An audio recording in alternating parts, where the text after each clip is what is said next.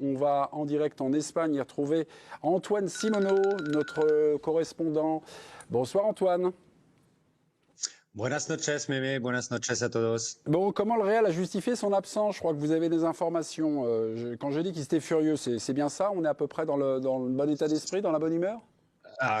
Complètement. Grosse colère, grosse frustration, Mémé, de la part du Real Madrid quand ils ont appris que Vinicius Junior ou Dani Carvajal n'allaient pas recevoir le Ballon d'Or. Apparemment, c'était en fin de matinée et ce serait même, c'est à confirmer, mais Rodri qui aurait fait fuiter l'information que c'était lui qui allait le remporter. Alors ça, c'est à prendre avec des pincettes parce que c'est pas vérifié, mais c'est en gros ce qu'on m'a dit.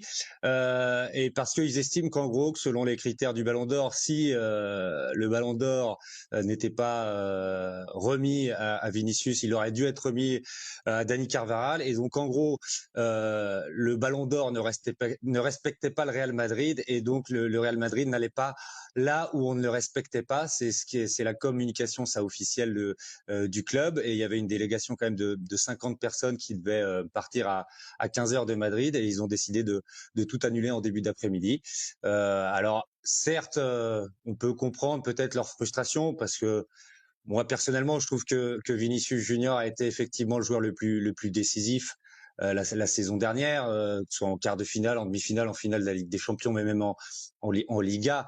Mais après, il faut savoir gagner dignement, il faut savoir aussi perdre dignement. Et là, on a l'impression que ça s'apparente plus à une réaction un petit peu d'enfant capricieux, quoi, et de mauvais perdants.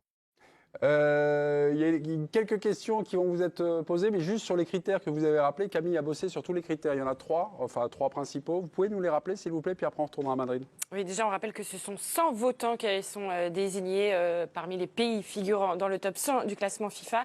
Nouvelle pratique en vigueur cette année veut que chaque jury élabore une liste de 10 joueurs et non 5, comme c'était le cas auparavant.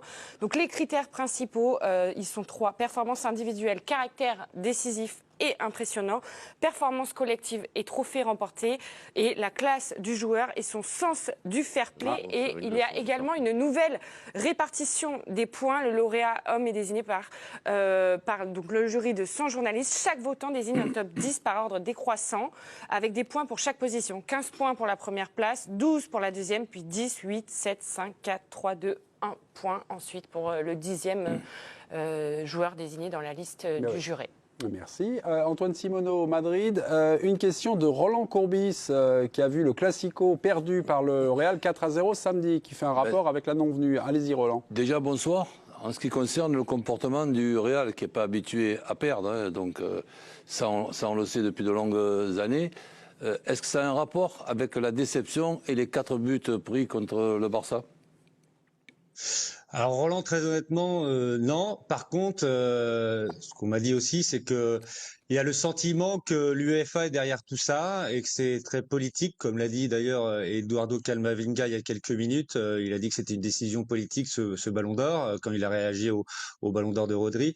Mais il y a le sentiment que l'UEFA et Ceferin, qui sont quand même en très mauvais termes et en guerre ouverte depuis plusieurs mois, voire plusieurs années, notamment à cause de la Super League, on a l'impression que c'est derrière tout ça. En tout cas, c'est le sentiment qu'il y a à Madrid, plus que la déception de la gifle infligée lors du Classico. Mais c'est vrai qu'en 3 jours, là, ça fait beaucoup pour le Real à digérer. J'ai deux petites choses à vous demander. Deux, est-il vrai? Est-il vrai que le Real a appris que Vinicius ne serait pas Ballon d'Or France Football dès hier après-midi? Et puis, est-il vrai qu'aujourd'hui, pour le Real, le Ballon d'Or n'existe plus? C'est-à-dire, tous les signes à vallée des basses de Ballon d'Or, de petites choses comme ça, ça a été enlevé. J'ai lu ça, mais je vous demande confirmation. Alors moi, on m'a dit qu'ils ont appris ça en fin de matinée parce qu'ils étaient réunis tous à Valdebebas, toute la délégation pour partir, et ils l'auraient appris en fin de matinée. Et le fait qu'ils aient enlevé tout ce qui avait rapport au Ballon d'Or, je n'en ai pas l'information. En tout cas, je sais que pour eux, le Ballon d'Or devient quelque chose dont ils se soucieront très peu. Voilà, qu'il n'a plus grand d'intérêt, on va dire, de ce qu'on m'a rapporté.